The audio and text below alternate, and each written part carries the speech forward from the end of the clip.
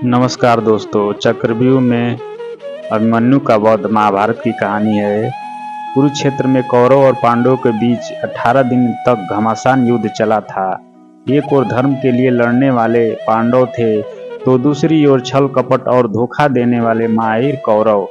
उन्होंने छल से युद्ध जीतने के लिए एक रणनीति बनाई। उनकी योजना थी कि वो अर्जुन को युद्ध में उलझाकर चारों भाइयों से दूर ले जाएंगे और फिर युधिष्ठिर को बंदी बनाकर युद्ध जीत लेंगे। अब युद्ध वाले दिन कौरव सेना की एक टुकड़ी अर्जुन से युद्ध करते हुए उन्हें रणभूमि से दूर ले गई। वहीं गुरु द्रोणाचार्य ने युधिष्ठिर को बंदी बनाने के लिए चक्रव्यूह की रचना की, जबकि पांडवों में सिर्फ अर्जुन को पता था कि चक्रव्यूह को कैसे तोड़ना है। अर्जुन के दूर जाते ही गुरु द्रोणाचार्य ने पांडवों को ललकारते हुए कहा कि या तो युद्ध लड़ो या फिर हार मान लो। युद्ध के नियम के अनुसार युद्ध लड़ना जरूरी था। यदि युद्ध न करते तो भी हार जाते और युद्ध करते तो भी हार जाते। अब धर्मराज युधिष्ठिर को कुछ सूझ नहीं रहा था कि क्या करे और क्या न करे। उसी समय धर्मराज युधिष्ठिर के सामने एक युवक खड़ा हुआ और कहा, काका श्री, मुझे चक्रव्यूह को तोड़ने और युद्ध करने का आशीर्वाद दीजिए। यह युवक कोई और नहीं बल्कि अर्जुन का पुत्र अभिमन्यु था। अभिमन्यु अभी मात्र 16 वर्ष का ही था, लेकिन सभी जानते थे कि वह युद्ध कौशल में अपने पिता के जैसा ही निपुण है। युधिष्ठिर ने अभिमन्यु को मना किया, लेकिन अभिमन्यु नहीं माना और उसने कहा, मुझे चक्रव्यूह तोड़ना आता है।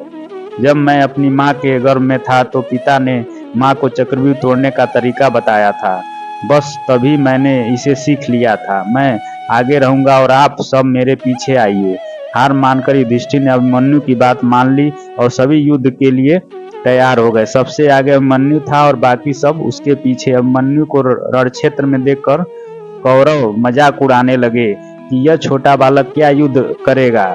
लेकिन जब उन्होंने अभिमन्यु के युद्ध कौशल को देखा तो उनके पसीने छूट गए। आगे बढ़ते हुए अभिमन्यु ने द्रोणाचार्य के पुत्र लक्ष्मण को मार गिराया और चक्रव्यूह में प्रवेश कर गया। उसने चक्रव्यूह में प्रवेश करते ही सिंधु के राजा जयद्रथ ने चक्रव्यूह का द्वार बंद कर दिया ताकि चारों भाई चक्रव्यूह में प्रवेश न कर पाए। अभिमन्यु आगे बढ़ता जा रहा था। उसने एक एक करके सभी योद्धाओं को हरा दिया, जिसमें स्वयं दुर्योधन, कर्ण और गुरु द्रोण भी शामिल थे। किसी को कोई उपाय समझ नहीं आ रहा था। तभी कौरवों के सभी महारथियों ने एक साथ मिलकर अभिमन्यु पर हमला कर दिया। किसी ने उसका धनुष तोड़ दिया तो किसी ने रथ। इसके बावजूद अभिमन्यु नहीं रुका। उसने रथ का पहिया उठाकर युद्ध करना शुरू कर दिया। बड़े बड़े महारथियों के साथ वीर अभिमन्यु अकेला लड़ता रहा, लेकिन वह अकेला कब तक लड़ता। अंत में सभी ने मिलकर उसकी हत्या कर दी और अभिमन्यु वीर गति को प्राप्त हुआ। अभिमन्यु की मृत्यु के बाद अर्जुन ने प्रतिज्ञा ली कि वह अगले दिन युद्ध में जयद्रथ और वध कर देगा। आज शूरवीर अभिमन्यु का नाम कर्ण और अर्जुन से भी पहले सम्मान के साथ लिया जाता है। धन्यवाद दोस्तों। प्लीज मेरे चैनल को सब्सक्राइब और शेयर करें और लाइक करें। धन्यवाद।